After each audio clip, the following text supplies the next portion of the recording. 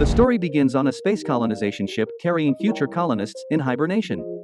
The journey was going well until a meteor shower damages the ship, causing Chris Pratt, who will be known as Ing, to prematurely wake up from his sleep. At first, he is excited by the pre-programmed messages from the holograms, but soon realizes something is wrong as he is the only one awake. Through a hologram, he learns that he woke up 90 years too early. Saddened and desperate, he tries to send a message to Earth, but is told it will take at least 55 years to receive a response. He walks the halls until he meets a bartender, who is overjoyed to talk to him, but quickly realizes the bartender is an android named Artur, who serves him a drink. Later, we see him there undecided on trying to hibernate again since, luckily, he is an engineer and has access to all the ship's manuals and tools, so he starts working on his capsule, reactivating it, but only almost gets stuck there. Then he tries to force the crew's entry in different ways, but he can't. Later, we see that the ship is still presenting increasingly greater failures, such as the doors again in the bar game. He asks Artur for advice and he tells him to enjoy the moment, which motivates him to follow his advice. With his skills and tools, he decides to live the good life on the cruise, doing things like getting a luxury room, eating and drinking a lot at expensive restaurants, watching movies, and so on. But we see how time goes by and loneliness and monotony start to affect him both physically and mentally. One day, while walking drunk, he can see a room with spacesuits that allow you to leave the ship. Jim breaks down and falls into depression to the point of considering suicide by leaving the ship without his suit. But at the last second, he decides not to do it and runs back. In one moment, he trips and falls from the bottle he had previously thrown. He gets up and by chance he meets the co-protagonist Jennifer, who I'll call Aurora, and is a writer who is still in hibernation. Gradually, Jim starts to become obsessed with her, reading her biography over and over again, eating next to her, and so on, until he comes up with the idea of waking her up so he won't be alone. But knowing he would sentence her to die before reaching the destination. So he decides to seek advice from his friend Artur, but as expected he can't help. Then the thought begins to linger more and more in Jim's head as he uses his little sanity to try not to, but ends up giving in and decides to wake up Aurora. After doing this, he runs scared to his room about what he did. A few minutes pass before he can calm down and go to the lobby where both of them are, and Jim tells Aurora what is happening, that they both woke up earlier and only they are awake, but he omits the part where he woke her up. Finally, she asks him how long he has been awake, a year, in 3 weeks. At that moment, Aurora goes into shock and runs trying to find her capsule, but Jake catches up and calms her down, making her rational. Later, Jim returns to the bar and asks Artur not to tell the truth in the morning. The next day, the two of them are in the cafeteria, and while Aurora shares her first-class breakfast with him, she presents him with multiple options to go back in Bernard, but Jim denies all of them because he already tried each one of them. Later, Aurora decides to try to do things the same way, but quickly realizes it is useless. Meanwhile, Jim sees a cleaning robot fail and realizes that these failures on the entire ship are becoming more frequent. 1 week after Aurora starts having a routine and making a diary of her new way of life, saying that she has already resigned. Soon after, she finds herself there and decides to socialize with him, interviewing him and asking about his reasons for deciding to take the space trip in the first place. Jim responds that he no longer saw a future on Earth and no longer felt useful there. They spend time together and become closer to the point where Jim asks her out. Here we go. Let's see it. Oh! Whoa, whoa! Oh, why are you smiling?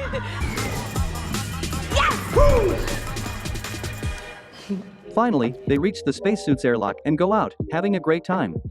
They kiss and spend the night together, and both seem happy doing everything together, even though the ship's malfunctions are still present.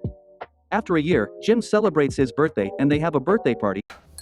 Birthday drink for the birthday girl. Aren't you going to ask for my ID? I might not be old enough to drink. That ends up at a bar with Art and in a casual conversation.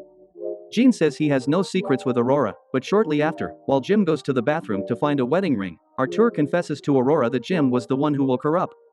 This leaves her in shock and demands someone confess, which he does. And she leaves horrified. The days go by and she is still devastated, and even though Jim speaks to her through a speaker trying to apologize, he has no success. Time goes by and they reach a point where they decide not to talk to each other. In a final attempt at reconciliation, James plants a tree on the ship.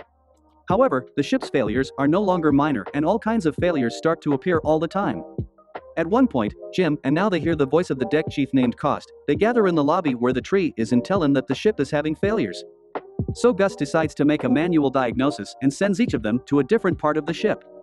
At one point, as Tu checks the capsules, he realizes that it was Jim who opened the gold capsule. Now he understands it after having spent so much time alone and realizes that the important thing is that after that, they find out that he is not sick due to the failure of his hibernation capsule. Later, the three of them gather in the navigation room and conclude that the ship has been suffering failures since the day it woke up earlier. That same night, as Tu and Kim sleep, Aurora is swimming in the pool when another failure affects gravity. Tu, who is asleep, is barely affected and floats out of bed, while the most affected is Aurora, who is now drowning in the pool because with the water, a water sphere is formed that traps her and nearly kills her. But fortunately, the gravity returns and Aurora can get out of the pool. Both of them find each other and go to see what happened there. The three of them discover that the origin of the failure is in the engineering room and that if they don't fix it, the whole ship will stop functioning. Quickly, they head to the room to find the failure and when they were about to search, he faints. So now the three of them go to the infirmary. A diagnosis indicates that all the organs of Tu are failing and he has little time left. Suddenly the ship crashes and all systems fail. They send Aurora to look for something and she finds it in a living room with her uniform already in the last moments. Tells both of them to take care of each other and to fix the ship to save everyone. They give him a bracelet with which he will have access to all systems. Then, with his last breath, he sees what has happened. Aurora and Jim decide to work together to fix the ship and head to the engineering room. When they try to open it, Aurora is pulled inside by a meteorite that has depressurized the chamber.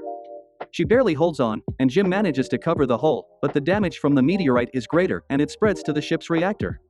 When they arrive at the reactor, they notice that the computer that controls it is damaged and quickly search for spare parts. Suddenly, the ship starts to shake. Later, they manage to reach the spare parts in time, and Jim replaces the damaged part, but the reactor still doesn't work and enters critical state. Now they try to vent it, but the fan is also damaged. Then Jim tells Aurora that he will have to manually open the hatch from the outside, in their suits. Aurora gives him instructions on how to open the ventilation hatch. Armed with an improvised shield, he heads towards the exit, but she now stops him and asks him to be careful. Finally, forgiving there at that moment he goes outside and simultaneously Aurora runs to the reactor room and manages to hold the ventilation lever that was injured in her arm. Meanwhile, he is reaching the external ventilation but the hatch does not open, so he must do it manually. But now there is a problem because the hatch does not stay open and both of them have to stay to keep it so.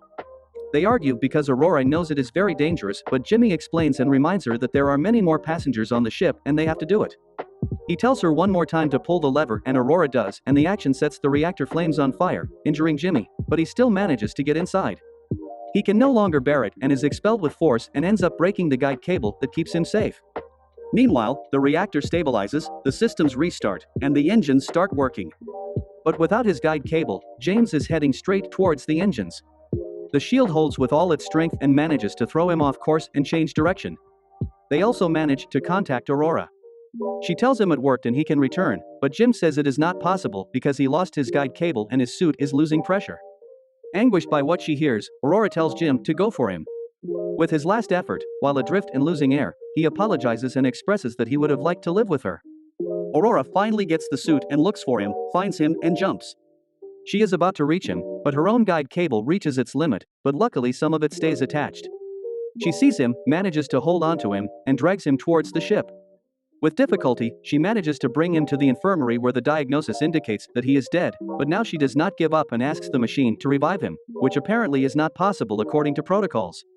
But then she remembers she has the GOS bracelet and with some trial and error, she remembers the access code and applies all the resuscitation protocols with a set of tools. The machine uses them all at the same time to revive Jim. After a moment of tension, he revives in breathing, and excited Aurora jumps on her beloved and kisses him and both are safe. Some time passes and we find them checking the capsule, and Aurora applying makeup to Arthur, who suffered damage to his face when the ship was in critical condition. Shortly after, we see them performing a space funeral, letting him go into infinite space through the exclusion hatch.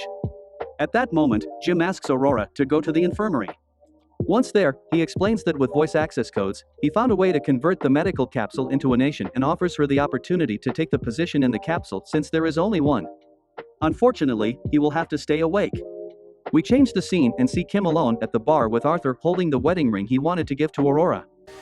What's that?